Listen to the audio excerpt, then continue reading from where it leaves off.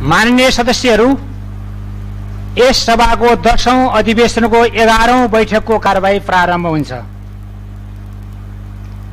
माननीय सदस्यहरू, प्रदेश आर्थिक कार्यविधि तथा वित्तीय उत्तरदायित्व ऐन 2074 को दफा 13 मा भएको व्यवस्था बमोजिम आगामी आर्थिक वर्ष 2079-80 को राजस्व र व्ययको अनुमान प्रदेश सभामा प्रस्तुत गर्नका लागि मिति 2079-3-1 गते बुधबार दिन अपराह्न 4:30 बजे प्रदेश सभा बैठकको सूचीमा विशेष समय उपलब्ध गराइदिन हुन सादर अनुरोध गर्दछौं भनी आर्थिक मामिला मन्त्रालयको 6 नं 1249 मिति 2079-2-31 को पत्र प्राप्त हुन आएकोले आर्थिक मामिला मन्त्री माननीय प्रकाश रावललाई सुदूरपश्चिम प्रदेशको प्रदेश सभा नियमावली 2074 को नियम 129 को उपनियम 1 बमोजिम आगामी आर्थिक वर्ष 2079-80 को राजस्व र व्ययको अनुमान बजेट सभा समक्ष प्रस्तुत गर्न अनुमति दिन्छु। माननीय सभामुख महोदय, नेपालको संविधान धारा 207 बमोजिम सुदूरपश्चिम प्रदेश सरकारको आर्थिक मामिला मन्त्रीको हैसियतले यस गरिमामय प्रदेश सभामा आगामी आर्थिक वर्ष 2079-80 को बजेट तथा कार्यक्रम प्रस्तुत गर्न उपस्थित भएको छु।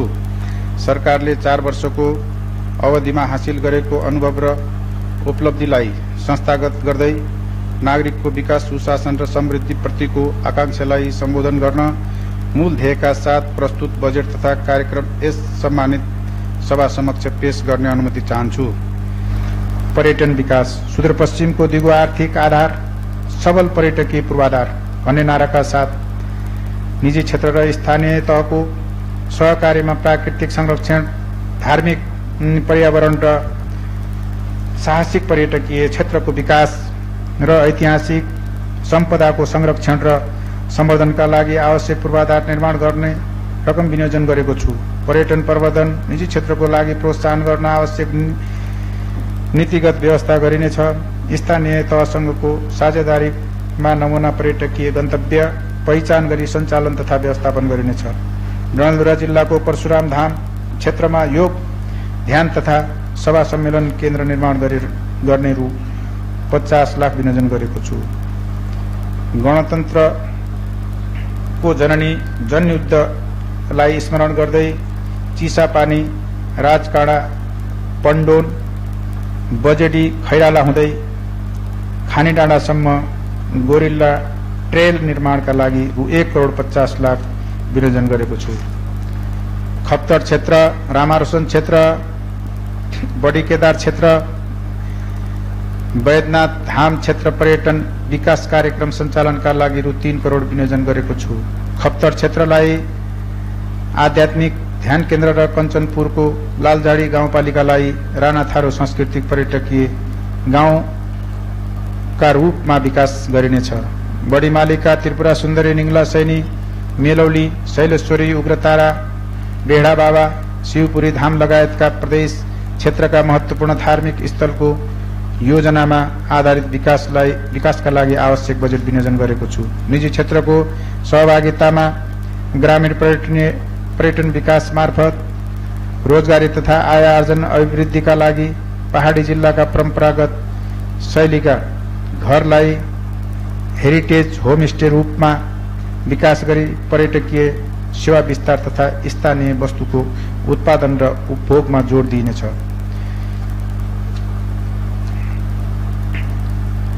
वृत्तचित्र, पर्यटकीय मार्ट, मेला, महोत्सव, प्रदर्शन, प्रचार प्रसार सामग्री, अन्तर्प्रदेश समन्वय भ्रमण जस्ता कार्यक्रमका माध्यमबाट पर्यटकीय क्षेत्रको प्रचार प्रसार र अपी साइपाल बेस क्याम्पसम्म साहसिक पदयात्राको प्रवर्धन गर्न बजेटको व्यवस्थापन गरेको छु। नेपाल सरकार, सुदूरपश्चिम प्रदेश सरकार र स्थानीय तहको लागत साझेदारीमा कञ्चनपुर जिल्लाको मजगाउँमा निर्माण तथा निर्मित सम्भार हुने विमानस्थलको लागि प्रदेशतर्फको लागत साझेदारी रहने व्यवस्था गरेको छु।